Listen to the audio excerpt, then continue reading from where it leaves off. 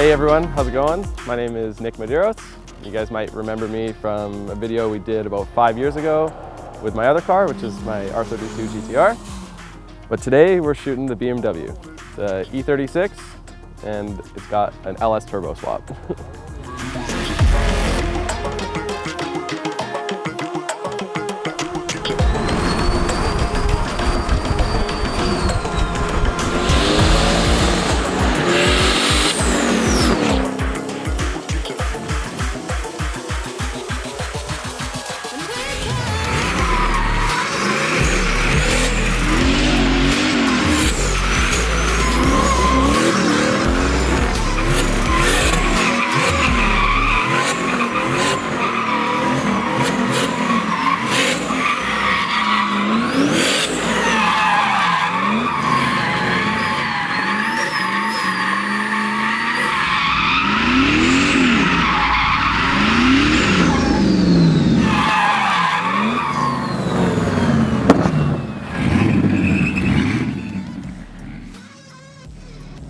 What is going on, you guys? Welcome back to Roads Untraveled. My name is Marcus, and today on the show we have a crazy surprise for you guys. We have a crazy build right here. This is a big turbo LS swapped E36, and it's got the old turbo from Nick's. Oh yeah, already sliding. It's got the Borg-Warner turbo setup, or the turbo specifically, the housing, from Nick's R32 GTR, which you guys may remember from a video we filmed like 5 years ago.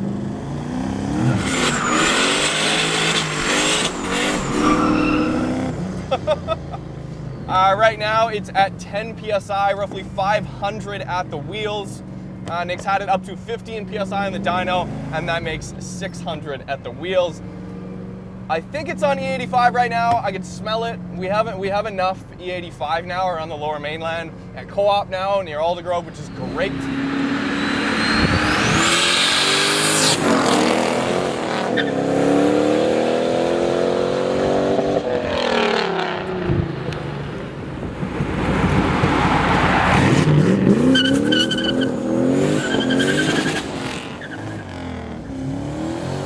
Oh, it hooks up. Oh my God, this thing.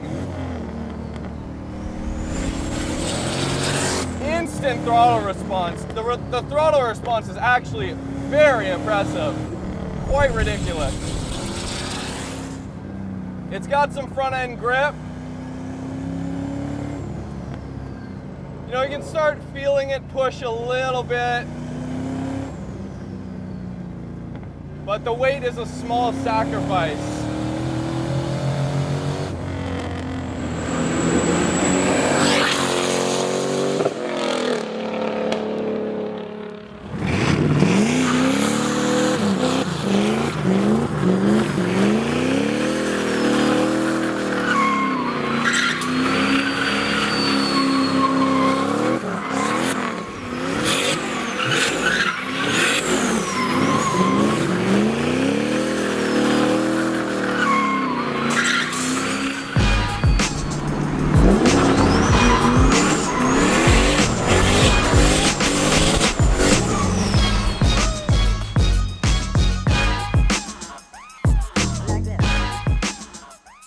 So, like, comparing the GTR to the BMW here, it's like the GTR is like a huge top-end ripper, big turbo, inline-six type car, right? You know, it feels very planted at like higher speeds, whereas this is like a really good town cruiser. You know, you have instant boost, instant torque, and it's just a great like daily driver type setup. Not really the best for high-speed stuff. It also definitely is a little nose heavy, I would say, just being the iron block. You can kind of feel it kind of understeering a little bit into corners and stuff, whereas the GTR is way more planted, right? Yeah. So the whole idea behind this swap and like the whole build and everything is pretty much just from YouTube, like just from Cletus McFarlane and seeing him do like the LS turbo swap, and then another guy I follow called Sloppy Mechanics. He's like a huge guru, so to say, with all the turbo junkyard motors. How much power you can make and how reliable they are, I just had to try it. About a year and a half ago, I trailered it home because it didn't run. I managed to get it started, drove it around to the backyard, and then just drove it into the shop like 6 months later and gutted everything out of it. Ended up test fitting a few things. I think I went through 2 or 3 different designs of engine mounts before I was happy with how the motor was sitting. And then from there, I just worked my way forward once I had the motor positioned. I didn't want to have to fabricate the full turbo manifold. I wanted to have some bolt-on headers that I could easily modify.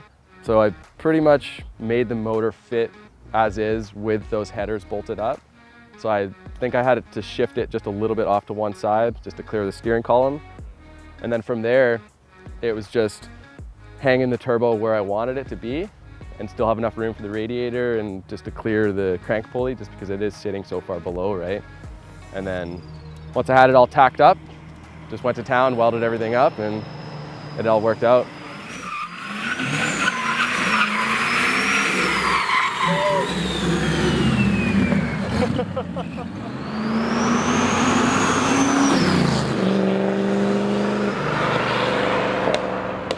If you haven't already, just before we get further into the video, we do have a bunch of engine code jet tags on our store, shop.roadsuntraveled.com. This, of course, has an LS under the hood. We have an LS engine code jet tag, RB26, 2J, we got a bunch of them. So the link is in the description. Check it out. Even with 255, second gear actually hooks up. Very impressive for 500 wheel horsepower. Very impressive.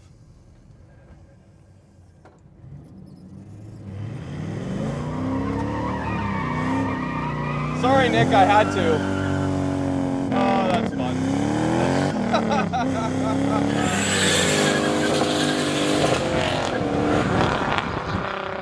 It's a hot rod, you guys. This is an E36 hot rod. It's a Euro-American hot rod.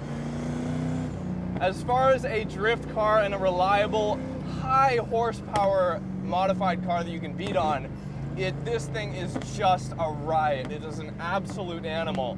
And it's the turbo that makes it. I mean, yeah, 3,000 RPM, the turbo's right there. It's got the real serious low-end torque that the RB is lacking. And I really do hate to say that the RB26 is lacking anything, but low-end torque, it is a little bit from the factory, right? Even especially when you put a big turbo on it. But with this, the turbo I mean, frankly, it's kind of perfectly matched to the engine because you have the NA torque. It's a 4.8 liter V8, America. And then you just run just 10 pounds of boost in it. It's not a lot of boost.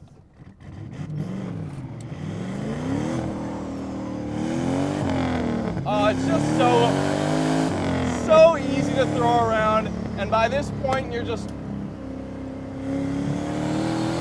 much more confident in the car. You give yourself 5 minutes in this car, 5 minutes, and it feels like I've spent the last 10 years driving this.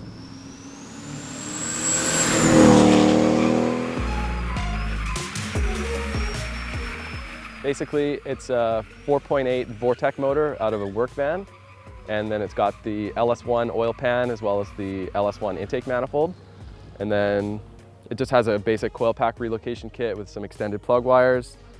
And this turbo is the BorgWarner 66 millimeter. It's actually got the Chris Scremin special T51R mod, so it whistles pretty good. And then it's got the external dump just out before the front tire there. And it runs on the Holley Terminator X, which is by far the coolest standalone system I've ever worked with. It has like self-learning features where it'll fully populate the fuel map by itself, and it just, as you drive, it just learns and gets better and better and just cleans everything up. Like, it's crazy. For $1,000 compared to what you can get for like the GTR, right? The AEM V2 is like double the price and it has half the features. It's nuts. This also the Holley actually comes with an engine harness, as well as like all the sensors and everything, as well as the little digital display up there. So you got a live feed with all the data that you need, fuel pressure, AFR, you know, RPM, boost, everything. It's a really cool system.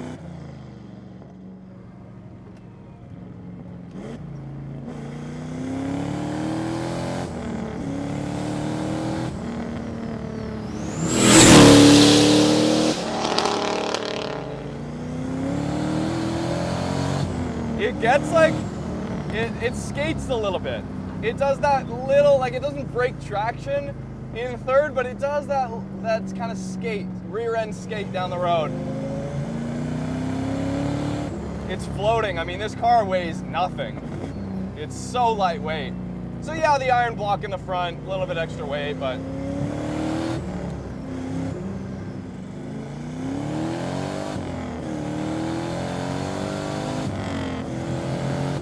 woo! Yeah, it's fast, man. It's very fast.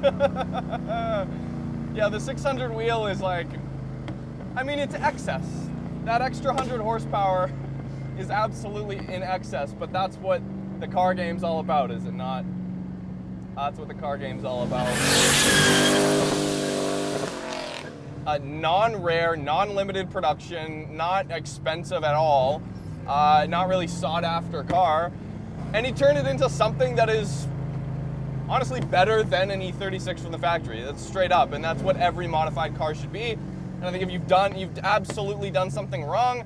If you put this much time and effort and you put a turbo this big on a vehicle and it's not better than the original vehicle that the manufacturer originally put out, then your build is a failure, in my mind. So to have this E36 the way it is and how smooth it drives, and I can just very easily drive around.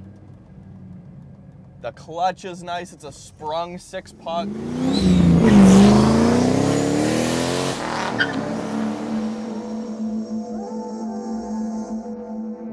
I bought this car for really cheap. I got it for $1,000, and I wanted to have something that I could drive really hard at the track and not care about too much if I were to get into an accident.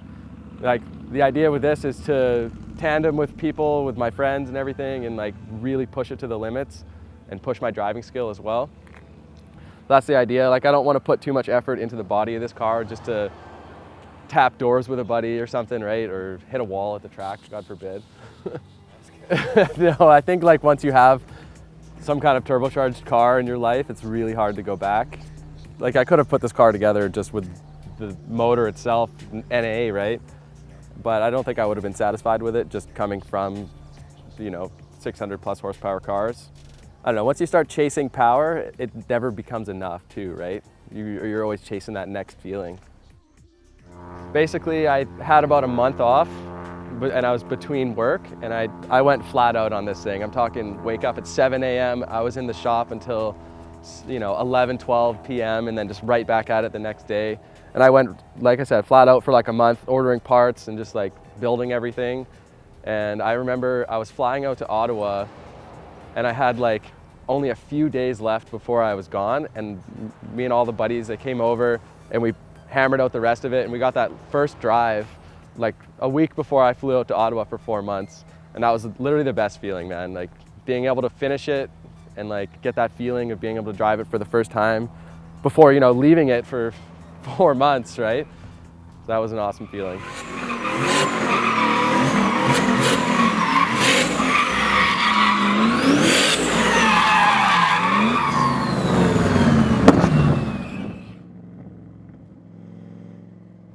Throttle, you can go from 0 throttle, 5%, 10%. It's very smooth, very easy to drive. There's no like jitteriness in the steering. The steering is phenomenal. Obviously, power steering in the E36. It's very light, but incredibly direct. Obviously, alignment and stuff, those are all things you can work out for drifting once you hit the track. But as far as a street monster goes, I would love to own something like this. I would absolutely love to own something like this. And that's the thing. That's one of the things I think, if you hit a wall like Nick said, or do tandems and tap another car, that you're not gonna beat yourself up about it. And I like it. There's a certain threshold you hit where you start giving a shit about the car, and I think that can be a detriment to your fun and your excitement and your adrenaline. So, Nick, I want to drive this car again, hopefully at some point. But look forward to the feature on his R32 GTR that we will shoot once again very soon. But yeah, if you haven't already, hit Nick up on Instagram, hit us on Instagram at Roads Untraveled. You can see kind of what we're doing on a day-to-day basis and the stuff we're kind of filming and whatnot. And yeah, other than that, about it. Subscribe if you haven't already. We'll see you guys next time.